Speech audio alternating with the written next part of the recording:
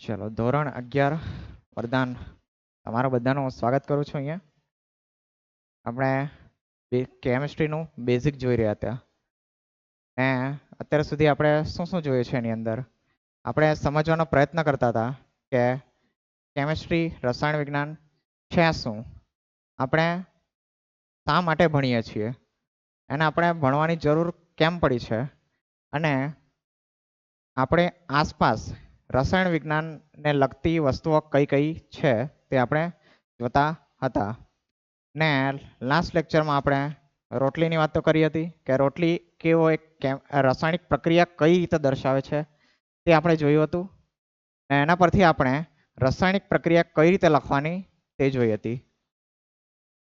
ચાલો તો હવે એની અંદર એક ટોપિક જરાક બાકી રહેલો હતો પણ એના પહેલા પાછળની ચર્ચા જરાક કરી લઈએ કારણ કે એની સાથે જ જોડાયેલું છે. એટલે તો રાસાયણિક પ્રક્રિયા કઈ રીતે લખવી, તો સૌથી પહેલા વાત કરેલી કે આપણે હંમેશા રાસાયણિક પ્રક્રિયા ડાબેથી જમણે બાજુ વાંચવામાં આવે છે અથવા તો લખવામાં આવે છે. જ્યાં ડાબી બાજુ આપણા શરૂઆતના જે પણ પદાર્થો હોય કે જેમાંથી આપણે કંઈ બી બનાવવાના છે તે આપણે લઈશું, જેને આપણે પ્રક્રિયકો કહેલું, અને જમણી બાજુ શું આવે તો નિપજો કે જે આપણે બનાવવાના છે કે અથવા તો જે બનશે તે જમણી બાજુ નિપજો તરીકે લખવાનું. બંનેને એક તીર વડે દર્શાવવામાં છૂટા પાડવામાં આવે છે બંનેને. ને જો મારે પ્રક્રિયાને વાંચવી હોય તો હું વાંચીશ કે A + B gives C + D, અથવા તો ગુજરાતીમાં મારે બોલવું હોય તો A + B ઉપજાવે છે C+D. એને તીર ક્યારેય બોલવું નહીં. પછી જોયું હતું કે આપણે એમાં જે પણ આપણે પદાર્થો લઈએ છીએ પ્રક્રિયકો અથવા તો નિપજો તેની અવસ્થા દર્શાવવા માટે સબસ્ક્રિપ્ટમાં SLG અથવા તો EQ વડે દર્શાવવામાં આવે છે. S એટલે સોલિડ એટલે ઘન અવસ્થામાં, L ફોર લિક્વિડ એટલે કે પ્રવાહી અવસ્થા, અને G એટલે ગેસ એટલે કે વાયુ અવસ્થા. અને જો જલીય દ્રાવણ હોય કે મેં કોઈનું દ્રાવણ બનાવેલું હોય તો એને EQ એમ કાઉન્સમાં દર્શાવવામાં આવે છે. પછી જોયું તો આપણે કે અલગ અલગ પ્રકારના તીરો એટલે કે અલગ અલગ પ્રકારની જો પ્રક્રિયા થતી હોય તેની અંદર અલગ અલગ પ્રકારના તીર વડે દર્શાવવામાં આવે. જેમ કે ઉલટાવી ન શકાય તેવી પ્રક્રિયા હોય તો આપણે સીધો તીર દર્શાવવાનો હોય છે, અને ઉલટાવી શકાય તેવી પ્રક્રિયા હોય તો આપણે અર્ધ તીર ડબલ અર્ધ તીર વડે દર્શાવવાનું હોય છે.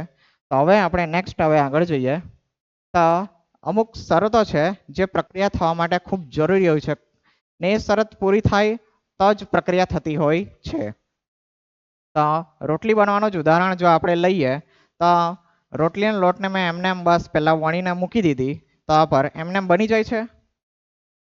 નથી બનતી. એને આપણે શું કરવું પડે છે, એને ગેસ પર ચડાવીને ગરમ કરવું પડે, એને ચોક્કસ તાપમાન આપવી પડે, ઉષ્મા આપવી પડે, ત્યારે જે બને રોટલી શેકાય. તો આવી રાસાયણિક પ્રક્રિયા થવા માટે પણ ઘણી એક પરિસ્થિતિ હોય છે, યોગ્ય શરત હોય છે, તે આપણે જોઈએ. ચાલો તો પ્રક્રિયા થવા માટે જરૂરી કોઈ પણ બાહ્ય પરિમાણો પ્રક્રિયાની તીરની ઉપર અથવા તો નીચે લખેલા હોય છે. જે પણ આ બધી કંઈક પરિસ્થિતિ અથવા તો કંઈક યોગ્ય પરિમાણ આપણે આપીએ તે કોમાં આપણે તીર ઉપર અથવા તો નીચે લખીશું. ચલો, તેમને પ્રક્રિયક તરીકે ગણવામાં આવતા નથી કારણ કે તેઓ પ્રક્રિયામાં ભાગ લેતા નથી. આ પ્રક્રિયામાં ભાગ લેતા નથી એટલે આપણે એને પ્રક્રિયકો તરીકે ન દર્શાવી શકીએ. ચાલો તો જોઈએ કે કયા કઈ પરિસ્થિતિ છે. પહેલું તો ગરમી એટલે અહીંયા તાપમાન મારે લખવું જોઈતું હતું. તાપમાન છે પહેલું કે યોગ્ય તાપમાન આપેલું હોય, જો તાપમાન ચોક્કસ રીતે આપણને ખ્યાલ હોય તો આપણે તાપમાન લખી શકીએ ડિગ્રી સેલ્સિયસ, અથવા તો આપણે નોર્મલી રસાયણ વિજ્ઞાનની અંદર આપણે કેલ્વિનનો ઉપયોગ કરીએ છીએ. તો ડિગ્રી સેલ્સિયસ અથવા કેલ્વિન કોઈ પણ આપણે ઉપયોગમાં લઈ શકીએ, પણ મોટા ભાગે કેલ્વિન આવી શકે છે. બીજું છે ઉદ્દીપકો. હવે ઉદ્દીપક શું છે? હા, મેં એક વસ્તુ કહેવાનું જરાક ભૂલી ગયો. જો યોગ્ય તાપમાન ખ્યાલ ન હોય તો આપણે એક ગ્રીક શબ્દ ડેલ્ટા વડે દર્શાવી શકીએ. ડેલ્ટાનો અર્થ થાય આપણે તાપમાન આપી રહ્યા છીએ. આપણે મેં જો તમને બતાવું તો લાસ્ટ લેક્ચરની અંદર અહીં આ રોટલી પર મેં અહીંયા ડેલ્ટા લખેલું છે કારણ કે આપણે રોટલી માટે કોઈ ચોક્કસ તાપમાન આપણને ખ્યાલ નથી એટલે મેં અહીંયા ડેલ્ટા લખેલો છે. એટલે કે મેં આને ગરમ કરીશ તો મને રોટલી મળશે, બાકી મળશે નહીં. ચલો તો ફરીથી આવી જોઈએ તો ડેલ્ટા એટલે એ તાપમાન એક ચોક્કસ ગરમી દર્શાવે છે. ચાલો ઉદ્દીપક. હવે ઉદ્દીપક શું છે? તો ઉદ્દીપક એ એવા કોઈ પ્રક્રિયક નથી પણ એક એવો મેં શબ્દ નથી યાદ આવતો અંગ્રેજીમાં એને રિએજન્ટ કહેવાય છે. તેને મેં જો નાખું તો એ પ્રક્રિયા કરવામાં એ સહાયરૂપ થાય છે. એ પોતે અંદર ભાગ લેતો નથી પરંતુ એ કોઈને કોઈક રીતે પ્રક્રિયામાં કરીને આપણને નિપજો મેળવી આપે છે. અહીં એક ઉદાહરણ આપેલું છે કે પ્લેટિનમ, પીટી એટલે પ્લેટિનમ, ને બીજું છે પેલેડિયમ, એ કાર્બનની ઉપર, પેલેડિયમ ઓવર કાર્બન. હવે આ બંને છે તે હાઇડ્રોજનીકરણ પ્રક્રિયા કરવા માટે એક ઉદ્દીપક છે. એટલે હાઇડ્રોજનીકરણ પ્રક્રિયા એટલે કે એક રિડક્શન પ્રક્રિયા જે કાર્બનિક રસાયણ વિજ્ઞાનની અંદર આવશે તો તેના માટે આ ઉદ્દીપક છે. તે તીર પર લખવામાં આવેલા છે એટલે આપણે એને પ્રક્રિયકને કહીશું. આ નીચે ઉદાહરણ જોઈએ તો આયરન છે. આ પ્રક્રિયા એક ફેમસ પ્રક્રિયા છે, હેબર ક્રિયાવિધિ. ખ્યાલ છે હેબર પ્રક્રિયા? હેબર પ્રક્રિયા દ્વારા અમોનિયાનું ઉત્પાદન કરવાની પ્રક્રિયા છે. તેનામાં આયરન કોના તરીકે લેવામાં આવેલો છે? ઉદ્દીપક તરીકે લેવામાં આવેલો છે. હવે જો આ જે છે આયરન તે કોઈ પણ નાઇટ્રોજન કાં તો હાઇડ્રોજન સાથે પ્રક્રિયા કરતો નથી પરંતુ કંઈ ને કંઈ કે કાર્ય કરે છે કે જેના દ્વારા આ પ્રક્રિયા શક્ય બને છે. આની અંદર શું થશે? આ બંને વાયુરૂપ છે. હવે વાયુ કઈ રીતે પ્રક્રિયા કરે? હવામાં પણ નાઇટ્રોજન છે, હાઇડ્રોજન છે, તો હવામાં જ અમોનિયા કેમ નથી બની જતો? તો એના માટે એક ચોક્કસ એક પ્લેટફોર્મ પૂરું પાડવા માટે, એક સપાટી પૂરી પાડવા માટે આયરન ઉપયોગમાં લેવાય છે. ચલો બીજું તાપમાન અને દબાણ. ઓકે, અહીંયા તાપમાન અને દબાણ આવી ગયા છે. ચોક્કસ પરિમાણો કે આપણે તાપમાન નિશ્ચિત હોય તો આપણે ડાયરેક્ટ તાપમાન લખી શકીએ, ને બીજું શું લખી શકીએ? આપણે દબાણ પણ લખી શકીએ છીએ કે ઘણી વખત દબાણ જરૂરી હોય છે. દાખલા તરીકે જો મારે પાણીની અંદર કાર્બન ડાયોક્સાઇડ ભરવું હોય તો એક યોગ્ય દબાણ આપવું પડે. એના વગર મેં કાર્બન ડાયોક્સાઇડને પાણીમાં દ્રાવ્ય કરી શકતો નથી. તો આપણે દબાણ પણ એની અંદર લખવામાં આવે છે. ચલો, ને છેલ્લી એક વસ્તુ છે દ્રાવકો. હવે દ્રાવક શું છે? દ્રાવક એટલે કે એક જેમાં આપણા પદાર્થ ઓગાળીએ છીએ તેને દ્રાવક કહેવામાં આવે છે. મોટા ભાગે આપણે પાણીમાં બધી વસ્તુ ઓગળી જતી હોય છે પરંતુ ઘણી વસ્તુ ઓગળતી નથી. કાલે મેં તમને વાત કરેલી તેમ કે મરચાની અંદર શું હોય છે? કેપ્સિસિસમ હોય છે ને તે પાણીમાં ઓગળતું નથી. એના કારણે આપણે જીભ પર બળતરા રહે જ છે. બરાબર, તે જ રીતે ઘણા બધા કેમિકલ્સ એવા હોય છે કે જે પાણીની અંદર ઓગળતા નથી. તો એના માટે અલગ અલગ દ્રાવકો લેવામાં આવે તો એ દ્રાવક પણ તીરની ઉપર આપણે લખીએ છીએ. ચલો, જો કોઈ ચોક્કસ દ્રાવક, અહીંયા થોડાક ઉદાહરણ પણ આપેલો છે કે જે પદાર્થમાં ઓગાળે છે ને મિકેનિઝમ ચલાવે છે. દાખલા તરીકે ETOH. ETOH એટલે આપણા પેલા ફેમસ ઇથેનોલ. બરાબર, ઇથેનોલ છે જે દ્રાવક તરીકે આવે. અથવા તો THF એટલે ટેટ્રાહાઇડ્રોફ્યુરાન, એ પણ એક દ્રાવક છે. બીજું કોઈ લઈએ તો કાર્બન ડાઇસલ્ફાઇડ. એવા ઘણા બધા દ્રાવકો અલગ અલગ છે જે કેમિસ્ટ્રીની અંદર આવતા હોય છે. ચલો, તો અહીંયા ઉદાહરણ મેં તમને એકવાર બતાવ્યું, ફરીથી એકવાર જોઈ લઈએ કે નાઇટ્રોજન એ હાઇડ્રોજન સાથે પ્રક્રિયા કરીને અમોનિયા વાયુ બનાવે છે. આ હેબર ક્રિયાવિધિનું સમીકરણ છે ને એમાં ચોક્કસ તાપમાન 450 ડિગ્રી સેલ્સિયસ લેવામાં આવે અને 200 ATM દબાણ લેવામાં આવે. આપણું જે રૂમ તાપમાન હોય તે એક વાતાવરણ દબાણ એટલે કે 1 ATM હોય છે. ને આ જો કેટલું ઊંચું દબાણ આપીએ, 200 ATM દબાણ, અને આયરન ઉદ્દીપક તરીકે લેવામાં આવે છે. ઘણી જગ્યાએ કદાચ મોલિબ્ડેનમ એ પણ લેવામાં આવે છે આયરન સાથે. એનું કામ ઉદ્દીપકથી ઊંધું હોય છે. ચાલો, એના વિશે વધારે ચર્ચા નથી કરતા, પણ આપણે એમાં ખ્યાલ આવે છે કે આટલું તાપમાન આપીએ, આટલું દબાણ આપે ત્યારે નાઇટ્રોજન અને હાઇડ્રોજન પ્રક્રિયા કરીને અમોનિયા બને. બાકી આ શક્ય બનતું નથી. ખ્યાલ આવી ગયો અહીંયા રાસાયણિક પ્રક્રિયા માટેની શરતો? ચાલો, તો આપણે આગળ વધીએ. ચાલો, તો હવે તમે જુઓ તો આ પ્રક્રિયા છે તેની અંદર હાઇડ્રોજન છે, વાયુ છે ને નાઇટ્રોજન વાયુ છે. તો નાઇટ્રોજન વાયુ કેવો છે? અહીંયા આ બાજુ મેં કંઈ લખ્યું નથી પરંતુ અહીંયા મેં 3 લખેલા છે ને આ બાજુ 2 લખેલા છે. એમ કારણ કે આ મેં શું કરેલું છે અહીંયા પ્રક્રિયાને સંતુલિત કરેલા છે. શું કરેલું છે? સંતુલિત. એટલે ઘણી વખત આપણે પ્રક્રિયાને અહીંયા સંતુલિત કરવી પડે, કારણ કે એમ ઘણી વખત અમુક જે પદાર્થ હોય તે બીજા પદાર્થના અમુક પ્રમાણ સાથે જ પ્રક્રિયા કરે તેવું હોય છે. એટલે કે જો અમોનિયા મારે બનાવવો હોય તો આમાં નાઇટ્રોજન મેં ધારો કે એક ઉદાહરણ તરીકે મેં 1 વાટકો લેવું નાઇટ્રોજન અને એના સામે 3 ગણા એટલે કે 3 વાટકા જો હાઇડ્રોજન લેવું તો મને એ 2 વાટકા અમોનિયાનું આપશે. આ તો વાટકા તમે થોડાક ઉદાહરણ માટે જરાક બોલ્યો, પરંતુ એવું થોડુંક શક્ય નથી, તો પણ સરળ ભાષામાં સમજાવવા માટે મેં જરાક બોલી રહ્યો છું. તો અમુક જથ્થો જ અમુક જથ્થા સાથે પ્રક્રિયા કરે છે. તો આ એક સંતુલિત રાસાયણિક પ્રક્રિયા છે. કઈ રીતે? તો જો અહીંયા નાઇટ્રોજન કેટલા છે? 2 છે આ બાજુ, તો જમણી બાજુ પણ 2 હોવા જોઈએ. તો અહીંયા નાઇટ્રોજન કેટલા છે? આ 2 એટલે આ બધું 2 છે, ડબલ. બરાબર, એટલે આ નાઇટ્રોજન પણ 2 છે. ચાલો બીજું જોઈએ તો હાઇડ્રોજન. હવે હાઇડ્રોજન અહીંયા 2 નીચે સબસ્ક્રિપ્ટમાં પણ લખેલા છે ને ઉપર 3 લખેલા છે, એટલે 3 ગુણ્યા 2 થશે. એટલે ટોટલ હાઇડ્રોજન આ બાજુ કેટલા થશે? 6 થશે. ખ્યાલ આવશે? આમાં કોઈ પ્રશ્ન નથી ને? તો એ જ રીતે જોઈએ તો આ બાજુ હાઇડ્રોજન ની સબસ્ક્રિપ્ટમાં 3 લખેલા છે. આ હાઇડ્રોજન માટે જ દર્શાવશે, નાઇટ્રોજન માટે નહીં. જ્યારે આ 2 છે તે બંને માટે છે. એટલે હાઇડ્રોજન 3 છે તો 3 દુ 6. હાઇડ્રોજન આ બાજુ પણ છે અને આ બાજુ પણ 6 છે.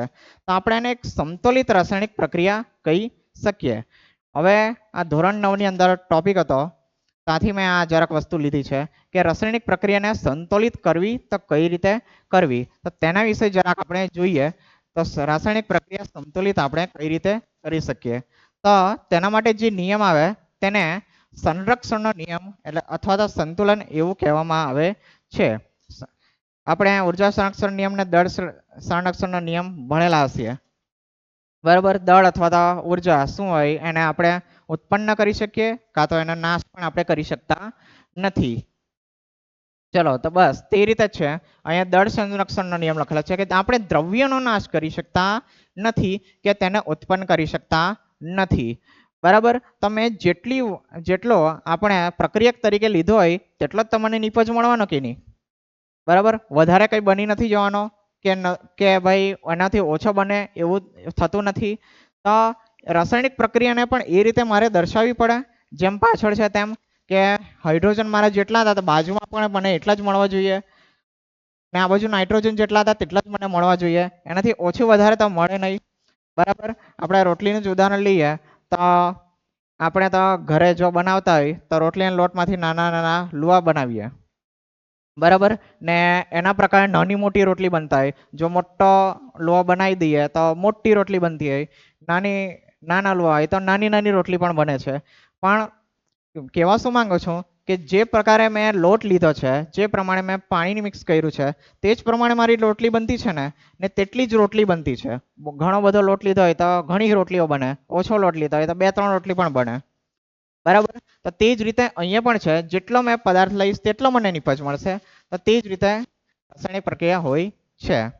ચાલો તો આ શું કહે છે કે સમીકરણની બંને બાજુએ દરેક તત્વના પરમાણુઓની કુલ સંખ્યા બરાબર સમાન હોવી જોઈએ. હવે પરમાણુ શબ્દ અહીંયા આવ્યો છે તેના વિશે આગળ મેં લીધેલું છે, તેના વિશે આગળ આપણે ચર્ચા કરીશું. ચાલો ગુણાંક એટલે શું? તો આગળ આપણે જે લખીએ તે.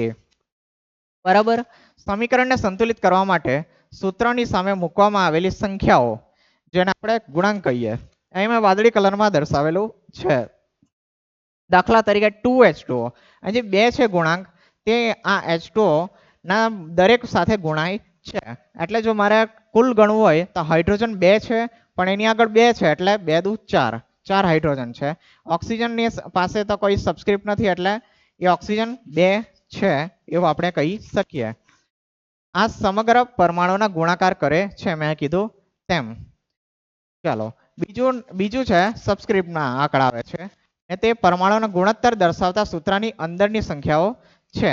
એટલે કે H2 એટલે કે આ હાઇડ્રોજન 2 છે એવું દર્શાવે છે. ચાલો તો હવે જો મારે રાસાયણિક પ્રક્રિયાને સંતુલિત કરવાની હોય, અહીંયા મેં ઘણી બધી લખેલી છે, અસંતુલિત પ્રક્રિયા લખેલી છે, ને તેને મારે જો સંતુલિત કરવી હોય તો આપણે શું કરવાનું? તો આપણે બે વસ્તુ છે, એક ગુણાંક છે અને બીજું સબસ્ક્રિપ્ટ છે. તો આપણે કોઈ પણ દિવસે આપણે સબસ્ક્રિપ્ટને બદલવાનો નહીં. સબસ્ક્રિપ્ટને આપણે બદલવાનો નથી, માત્ર ને માત્ર આપણે ગુણાંકને આપણે કરી શકીએ છીએ, કારણ કે આ સબસ્ક્રિપ્ટ એક અણુ દર્શાવે. અણુ વિશે પણ આપણે આગળ જોઈશું. ચલો, તો બસ અહીંયા એ જ લખેલું છે કે સબસ્ક્રિપ્ટ આપણે બદલવાનું નથી. ને કારણ પણ લખેલું છે, જો મેં સબસ્ક્રિપ્ટ બદલી દઉં તો મારું રસાયણ જ બદલાઈ જશે. બરાબર, એક ઉદાહરણ આપ્યું. ચલો, O2 ને શું કહીએ આપણે? ઓક્સિજન વાયુ કહીએ. ઓક્સિજન ખાલી મેં O લખું તો એક પરમાણુ થશે. એ પરમાણુ વિશે તમે આગળ જણાવીશ, પણ ને આ એક ઓક્સિજન વાયુનો એક અણુ કહેવાય. પણ જો મેં માની લો કે સબસ્ક્રિપ્ટ બદલીને 3 લખી દઉં તો આ શું છે, ખ્યાલ છે તમને? ઓઝોન વાયુ કહેવાશે આને. બરાબર, જે ઉપર હોય છે આપણા, ચોક્કસ મને યાદ નહીં મળે પણ ઉપર હોય છે. શબ્દો નહીં આવે ભાઈ, હવે બોલવાના ત્યારે કોઈ વાર શું કરે. ચલો, વાતાવરણની એકદમ ઉપર હોય છે ને તે સૂર્યપ્રકાશના 5 જાંબલી કિરણોથી રક્ષણ કરે છે.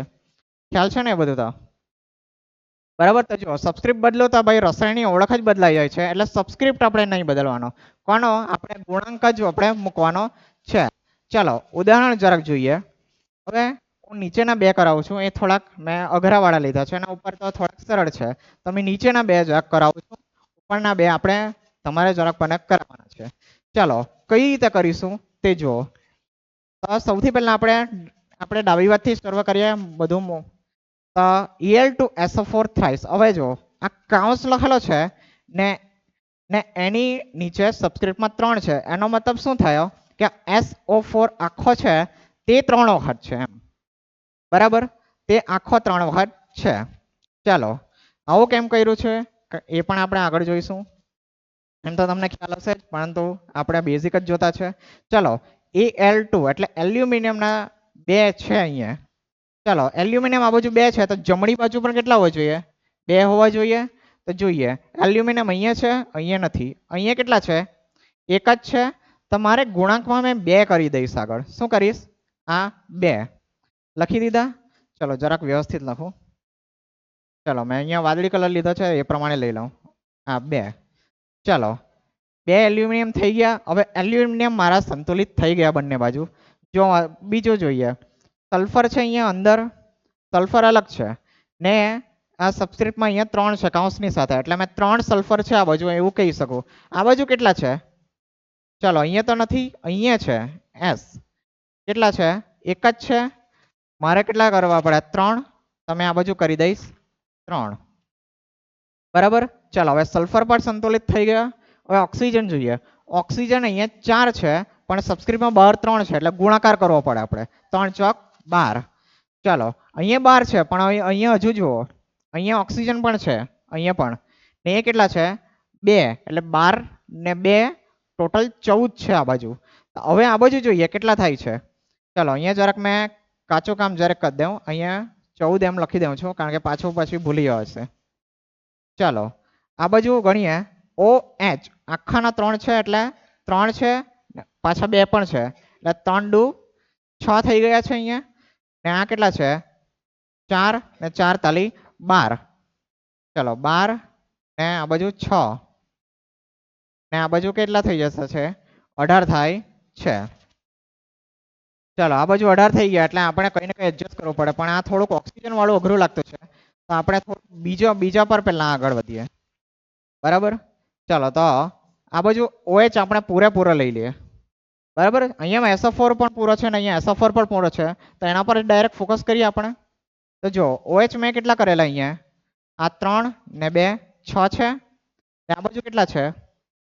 OH આખા 2 જ છે, તો મેં અહીંયા 3 કરી દઉં, 3 ગણા, એટલે આ બાજુ પણ 6 થઈ જાય ને આ બાજુ પણ 6 થઈ જાય. ચાલો, કેલ્શિયમ 3, આ બાજુ પણ કેલ્શિયમ 3 થઈ ગયા.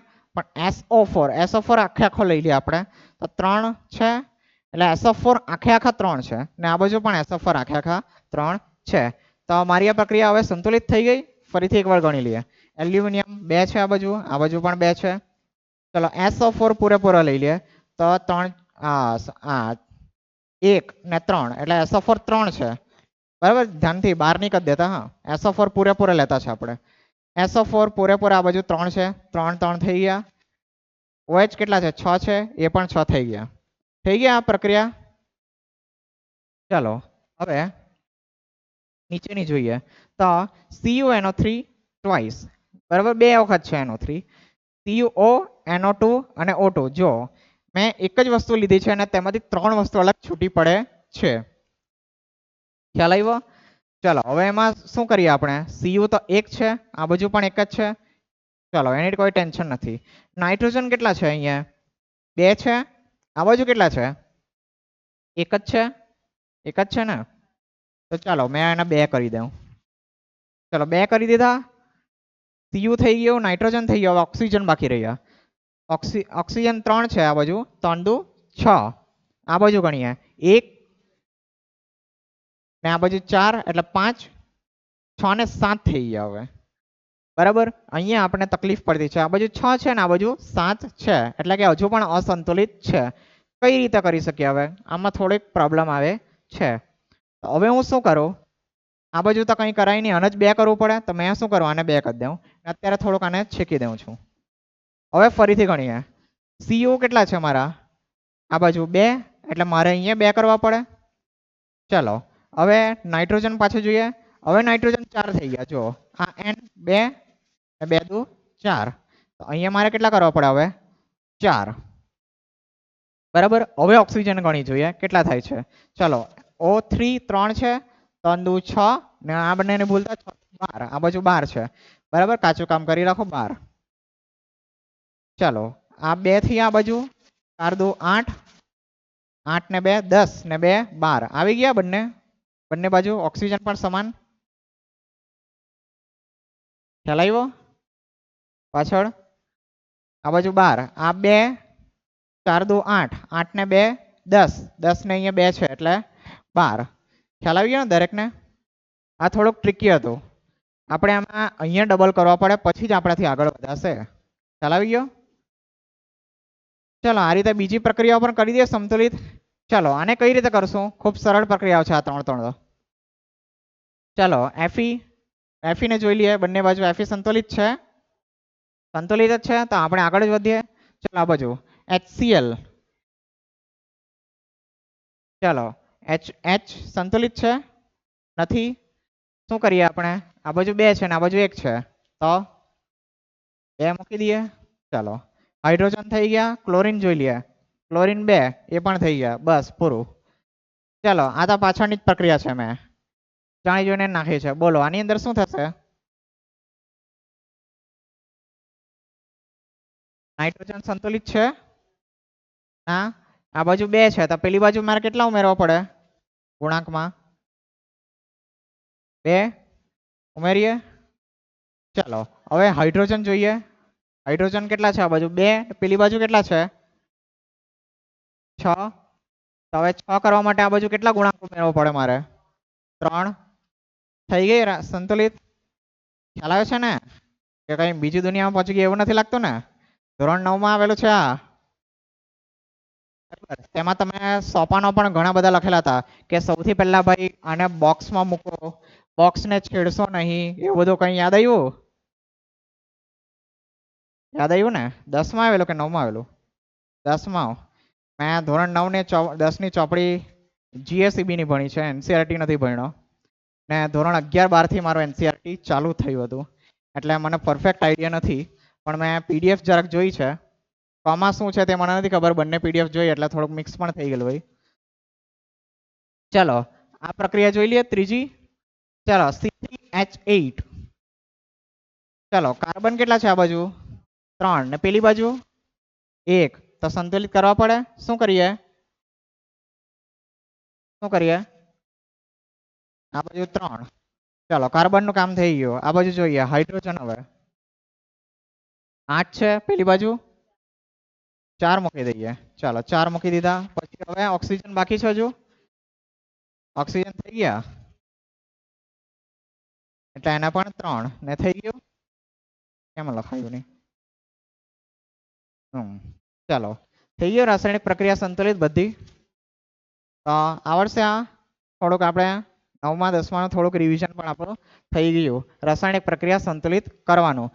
બસ એક ધ્યાનમાં રાખવાનું વસ્તુ કે સબસ્ક્રિપ્ટ બદલવાનો નહીં, ગુણાંક જ આપણે બદલવાનો છે. બરાબર. ચાલો હજુ એક છે કે આપણે રાસાયણિક પ્રક્રિયાની અંદર ઘણા પાઠ્યપુસ્તકની અંદર તમે જૂના જો પાઠ્યપુસ્તક જો એમ તો IUPAC કહે જ છે કે ભાઈ સબસ્ક્રિપ્ટની અંદર SLG એવું લખો, પણ જો બહુ ખૂબ જૂના પાઠ્યપુસ્તક હોય તેની અંદર તમને કદાચ એવું ના જોવા મળે.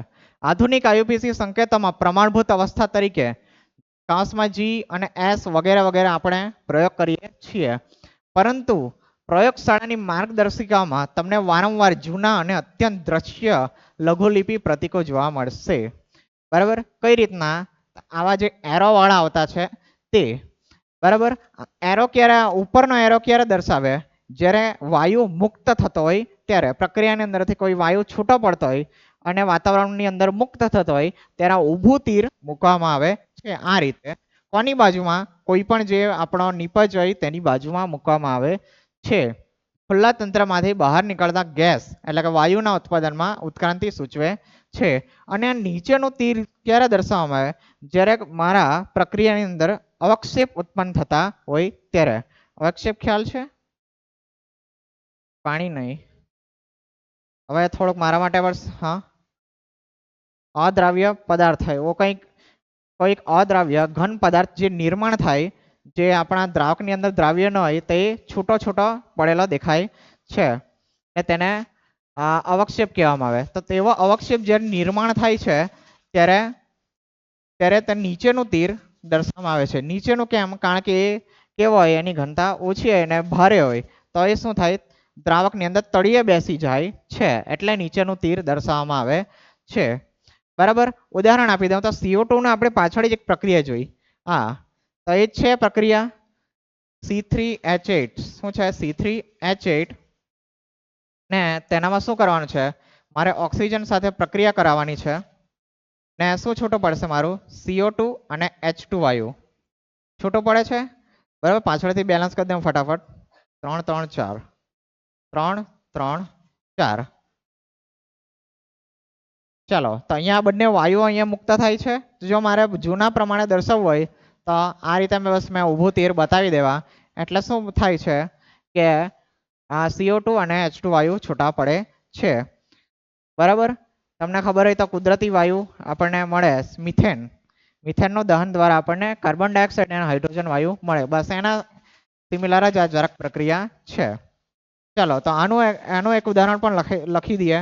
તો માની લો કે કોઈ ક્લોરીન છે, કોઈ ક્લોરીનનું સંયોજન છે. ધારો કે આપણે NaCl લઈ લઈએ અને એની પ્રક્રિયા કોની થાય છે? સિલ્વર નાઇટ્રેટ સાથે થાય છે.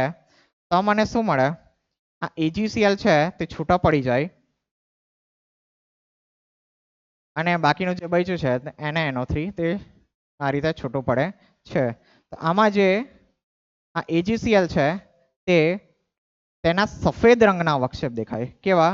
સફેદ રંગના અવક્ષેપ. બરાબર. હવે કંઈક મારે અવક્ષેપનો કદાચ વિઝ્યુઅલાઇઝેશન કરાવવું હોય, થોડુંક કોઈ ઉદાહરણ યાદ નથી આવતું, પણ તમે કદાચ દૂધમાં માખણ તરીકે તમે થોડુંક વિચારી શકો. માખણ ક્યાં પેલું શું કહેવાય એને? મલાઈ વગેરે એવું કંઈક વિચારી શકો થોડુંક. બરાબર. ઘન પદાર્થ હોય છે. તો સફેદ અવક્ષેપ આના હોય ને તે તળિયે બેસી જાય છે. કંઈક ફોટો તે તમે લગાવી દેતા, પણ હવે છોડો, જવા દે, રહી ગયું છે હવે. ચાલો, તો આ ખ્યાલ આવી ગયા આ વસ્તુ જરીક આની અંદર.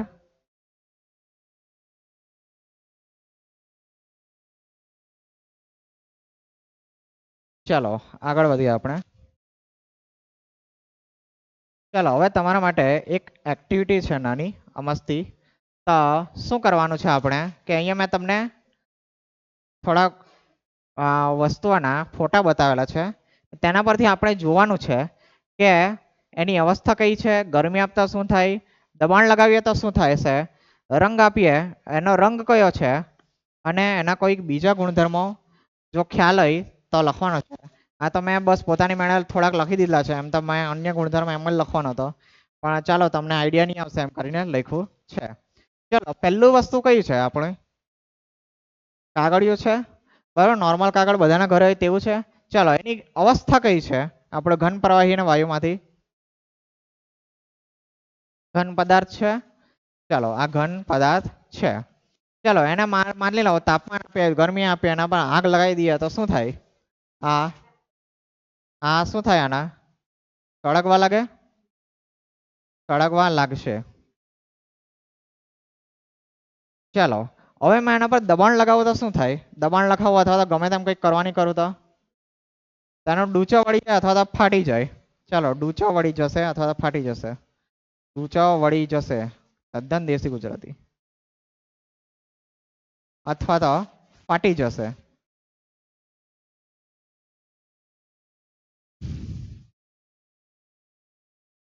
ચાલો એનો રંગ કેવો આવે મોટા ભાગે આપણે કાગળનો તો કોઈ બી રંગ હોઈ શકે પણ આપણે નોર્મલી કેવો આપણે લખવા માટે સફેદ કલરનો કાગળ હોય છે માની લો કોઈ બહુ જૂના જમાનાનું લો ક્વોલિટીનું પેપર લાવીને મૂકી દીધું તો ભાઈ થોડો કાળો કાળો પણ દેખાય અને ખૂબ જૂના પુસ્તકો તમારી પાસે જો હોય ને તમે ઘરમાં એમ જ રાખી મૂકેલા હોય તો તમે જુઓ તો એના પીળાશ પણ પડી જાય છે તો રંગ હવે અમે કંઈ લખતો નથી આની અંદર કારણ કે ખૂબ ચાલો સફેદ લખી દઈએ બરાબર અથવા તો કોઈ પણ રંગનો હોઈ શકે છે કોઈ પણ બરાબર ચલો એના કોઈ બીજા ગુણધર્મ તમને ખ્યાલ આવે કોઈ એના કોઈ ગુણધર્મ એવા કઈ ચલો કઈ નહીં એને અત્યારે રહેવા દેવો ચલો આ શું છે હવે નેક્સ્ટ ડાયમંડ હીરો બરાબર હીરો કયો છે એની અવસ્થા કેવી હવે ઘન અવસ્થા હોય છે ચલો એને મારી નાખો એને મેં આગ લગાવી દઉં કોઈ લગાવતા નહીં કઈ થાય નહીં એને બરાબર ઊંચા તાપમાન સુધી કંઈ ફરક પડતો નથી ઊંચા તાપમાનને પણ કોઈ ખાસ ફરક પડતો નથી કોઈ ખાસ ફરક પડતો નથી ચાલો ફરક નથી એમ લખી દઉં બહુ જ ઊંચું ખતરનાક તાપમાન આપી દઉં તો કદાચ કઈ ફરક પડે પણ એમને કોઈ ફરક પડતો નથી ચાલો માની લો એને મેં દબાણ લગાવું તો શું થાય વધારે તો તૂટી જાય પણ આપણો જે ડાયમંડ છે તે ખૂબ ખતરનાક છે એકદમ એટલે એ શું કહેવાય પાછા શબ્દ મોઢામાંથી નથી નીકળતા આપણો ડાયમંડ ખૂબ એમ પેલો સખત પદાર્થ આપણે કહીએ છીએ એને મોટા ભાગે દબાણ લગાવતા નોર્મલી આપણે હાથોથી તો કંઈ થવાનું નથી કંઈક આપણે કોઈ વસ્તુથી આપણે ઠોકીએ તો પણ એને કંઈ થવાનું નથી ખૂબ જ ઊંચું કદાચ મશીનથી દબાણ લગાવીએ તો એને કદાચ કંઈ ટુકડા ઉકડા થાય બરાબર ઓરિજિનલ ડાયમંડની વાત કરો નકલીની વાત નથી કરતા અહીંયા તો અહીંયા મેં અત્યારે તો ઊંચા દબાણે કોઈ ફરક પડતો નથી એમ જ લખી દઉં છું ઊંચા દબાણે ફરક પડતો નથી ફરક પડતો નથી ચાલો હવે એનો રંગ કયો હોય છે એમ તો ઘણા બધા કલર હોય છે પરંતુ શુદ્ધ કાર્બનનો જો બનેલો હોય તો એ સફેદ રંગનો હોય બાકી જો એનામાં રંગ હોય તે કોના કારણે હોય એ પણ એની અંદર આપણા રસાયણ વિજ્ઞાનના તત્વોના કારણે જ હોય રૂબી ખ્યાલ છે લાલ કલરનો હોય એની અંદર ક્રોમિયમ 3+ ના કારણે હોય છે તો અત્યારે આપણે સફેદ રંગ જ મેં અહીંયા અથવા તો પારદર્શક લખી દઉં પારદર્શક લખી દઉં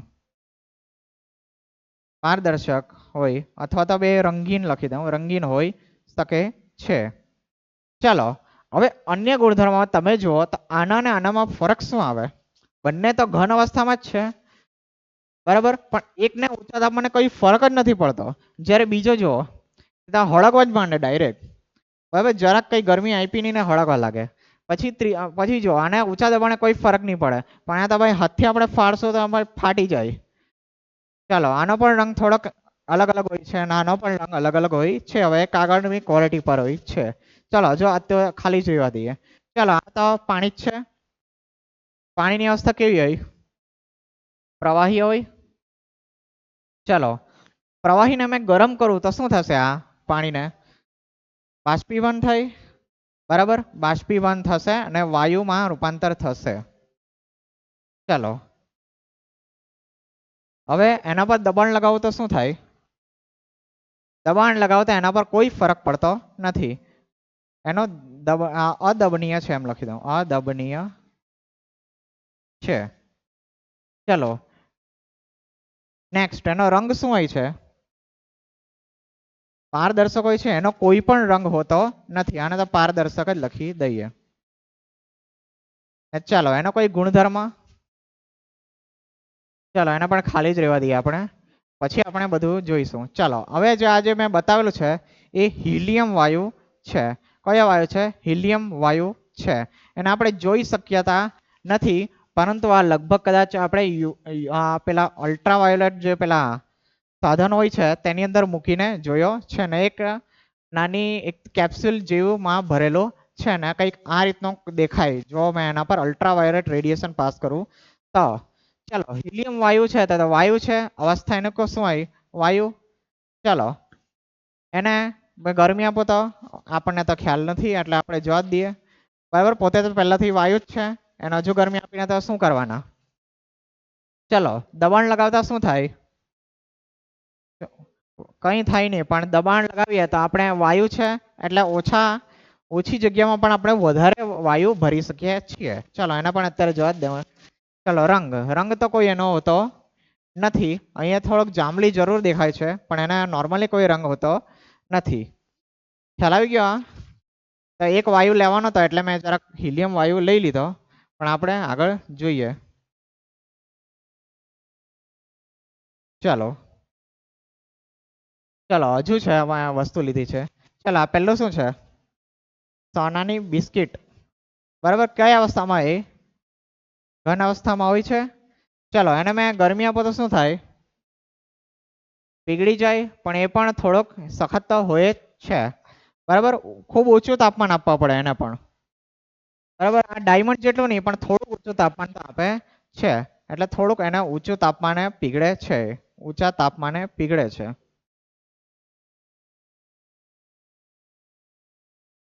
ચલો એને દબાણ લગાવો તો શું થશે? શુદ્ધ સોનાની વાત કરતો 24 કેરેટ. શું થાય? એને વળી જાય.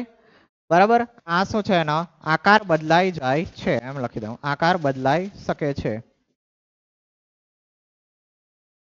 તો કદાચ મારા ડાયમંડ ને આનામાં જરાક ગૂંચવાડો થયેલો હશે. ચાલો અને પીગળી જાય છે. નોર્મલ ટેમ્પરેચર તો પણ હવે છે. ખબર નહીં, મને પણ એવું લાગેલું, પણ કદાચ મેં સર્ચ કરેલું તેમાં કદાચ કંઈ અલગ આવેલું હતું. કંઈ નહીં, જોઈ લેશું આપણે. ચલો એનો રંગ કેવો હોય છે? સોનેરી રંગ. સોનાનો તો રંગ જ હોય છે. બરાબર, થોડાક સોનાનો રંગ હોય છે, અથવા તો થોડોક આપણે થોડોક પીળાશ રંગ કહી દઈએ એને. ચલો એનો કોઈ બીજો ગુણધર્મ આમાંથી એમ તો બધા આવી જાય છે, એટલે એને રહેવા દઈએ આપણે.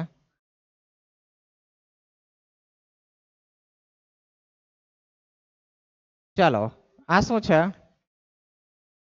તેલ દિવેલ છે. એની અવસ્થા કઈ આવે? પ્રવાહી અવસ્થા આવે. ચાલો એને અમે ગરમી આપો તો શું થશે?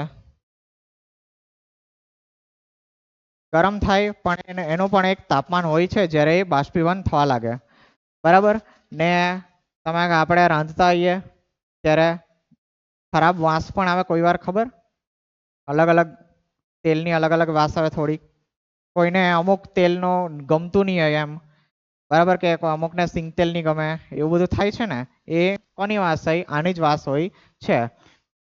ચાલો તો થોડુંક ઊંચું તાપમાને પીગળે છે, એમ લખી દઉં. ઊંચા તાપમાને બાષ્પીભવન પામે છે. સંપૂર્ણપણે નહીં પામે, આ પાણી જેટલું નહીં, બાષ્પીભવન પામી શકે છે. બરાબર, હવે જો આપણું પાણી તો 100 ડિગ્રી સેલ્સિયસે ઉકળી જાય, પણ આ તેલનું થોડુંક ઊંચું હોય છે, લગભગ 250 ડિગ્રી સેલ્સિયસ જેવું કંઈ હોય છે. ચોક્કસ તો નથી ખ્યાલ, હવે તેલ પર પણ હોય છે.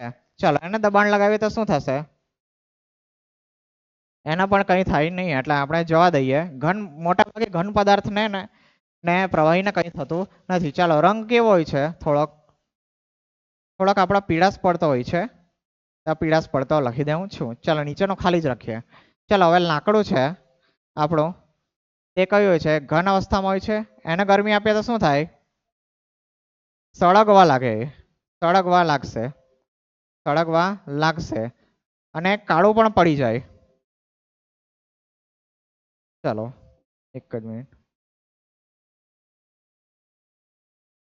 સળગવા લાગશે. બરાબર.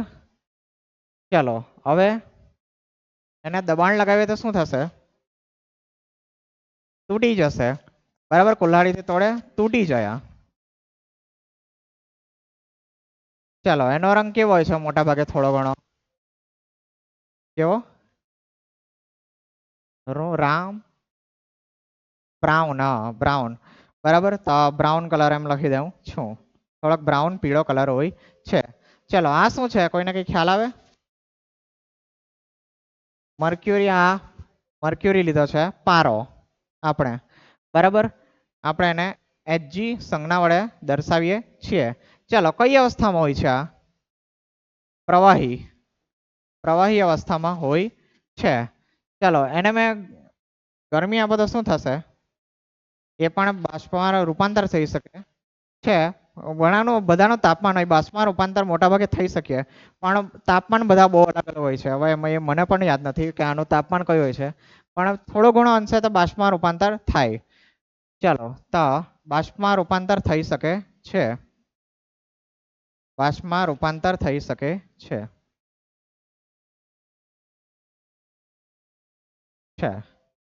ચાલો પણ આનું પણ તાપમાન ઊંચું હોય છે, કારણ કે થર્મોમીટરમાં આપણે આ ઉપયોગ કરીએ છીએ. ચાલો દબાણ લગાવીએ તો શું થાય આની અંદર? આની અંદર કંઈ થશે નહીં. એનો રંગ કેવો હોય છે આપણો? થોડોક સિલ્વર કલર છે. સિલ્વર અથવા તો રાખોડી કલર કહી શકો છો. ચાલો તો આનો અન્ય ગુણધર્મ મેં લખી દઉં એક વસ્તુ, કે એમ તો આપણને આ ખૂબ ઉપયોગી લાગે, પણ આ બહુ ઝેરી હોય છે. બરાબર ને? માની લો એને આપણે બાષ્પમાં રૂપાંતર કરાવીએ તો તેની બાષ્પ ખૂબ જ ઝેરી હોય છે. કેન્સર પણ આપણને કરી શકે છે. તો એ મેં જરાક લખી દઉં છું કે આ થોડોક ઝેરી હોય છે.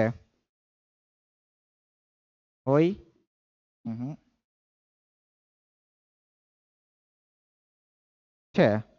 બરાબર, ખૂબ ઝેરી હોય આ. ચાલો હવે બીજા 4 છે છેલ્લા. હવે આ છેલ્લા છે. બરાબર, ચાલો આ શું છે? દવાઓ છે. એ કયા અવસ્થામાં હોય?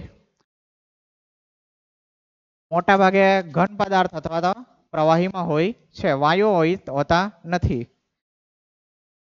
બરાબર, ઘન અથવા પ્રવાહી હોય છે. લિક્વિડ હોય તો ભાઈ લિક્વિડ, નહીં તો પછી ટીકડીઓ હોય છે. આ કેપ્સ્યુલ હોય તેની અંદર પણ કંઈ ને કંઈ દાણા જેવા ભળેલા હોય નાના નાના. ચાલો એને આપણે ગરમી આપીએ તો શું થાય? એ પીગળવાના છે, કારણ કે પીગળી જશે. બરાબર, ઘણી વખત નાના છોકરાઓને દવા પીવાનું ગમતું જ નહીં હોય, ટીકડી ખાવાની નહીં ગમતી હોય. શું કરે મમ્મી? પાણીમાં ઓગાળીને આપી દે, લે પી આવે. બરાબર, ચાલો એના પર દબાણ લગાવીએ તો શું થાય? ટીકડી માની લો, ટીકડીને તૂટી જાય. બરાબર, એનો પાવડર થઈ જાય, તૂટી જાય અથવા તો પાવડર થઈ જાય, એકદમ જ પાવડર થઈ જાય. પાવડર થાય. ચાલો એનો રંગ કેવો હોય? એના તો રંગબેરંગી ભાઈ, જે રંગ આપો તે. બરાબર, રંગ પર બધા હવે તો એડવર્ટાઇઝમાં આવી જતી છે કે મારી કંપનીની દવા લેવો. બરાબર, રંગીન હોય છે. ચાલો એના કોઈ અન્ય ગુણધર્મો? ચાલો એને પણ રહેવા દઈએ છે. ચાલો આ અરીસો છે. ચાલો અરીસો કયો હોય? ઘન અવસ્થા હોય. હવે તમને જાણીને નવાઈ લાગશે, આપણે અરીસાને ઘન પદાર્થ કહીએ, પણ એ ઘન પદાર્થ નથી એકચ્યુઅલી, એ પ્રવાહી અવસ્થા હોય. બરાબર, જે અરીસો અથવા કાચ આપણે કહીએ તે પ્રવાહી હોય. હવે એ પ્રવાહી કેમ હોય છે?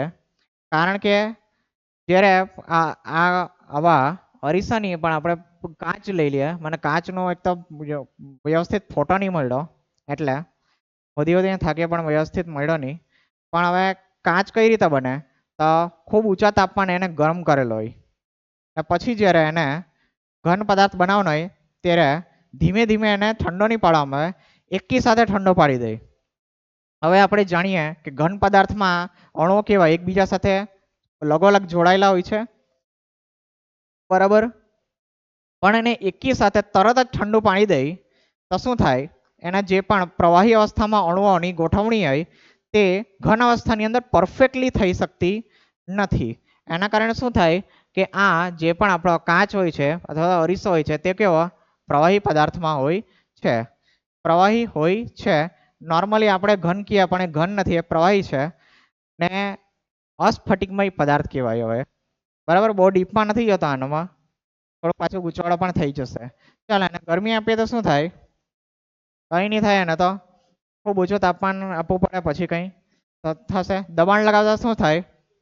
આ તૂટી જાય. પાવડર નહીં થાય, આનો તૂટશે, તૂટી જાય છે. ચાલો, એનો રંગ એમ તો પારદર્શક હોય છે, પરંતુ પારદર્શકમાં પણ રંગીન પારદર્શક હોય છે. કોઈ કોઈ રંગ ઘણી જગ્યાએ આના આર્ટ વર્ક પર બનાવેલા હોય છે. બરાબર, તો પારદર્શક રંગીન પણ લખી દઉં છું. પારદર્શક અને રંગીન હોય છે. ચાલો, અન્ય ગુણધર્મ તમે કહી દીધું કે આ જે આપણા નોર્મલ બીજા ઘન પદાર્થો છે તેના જેવું હોતું નથી આ. બરાબર, આ ઘન હોય છે, ઘન જેવો લાગે છે એમ લખી દઉં, પરંતુ વાસ્તવમાં તે ઘન નથી. ચાલો, બરફ. હવે બરફ શું થાય? કઈ અવસ્થા હોય? આ ઘન અવસ્થા હોય. ચાલો, એને ગરમી આપે તો શું થાય? પાણી બની જશે.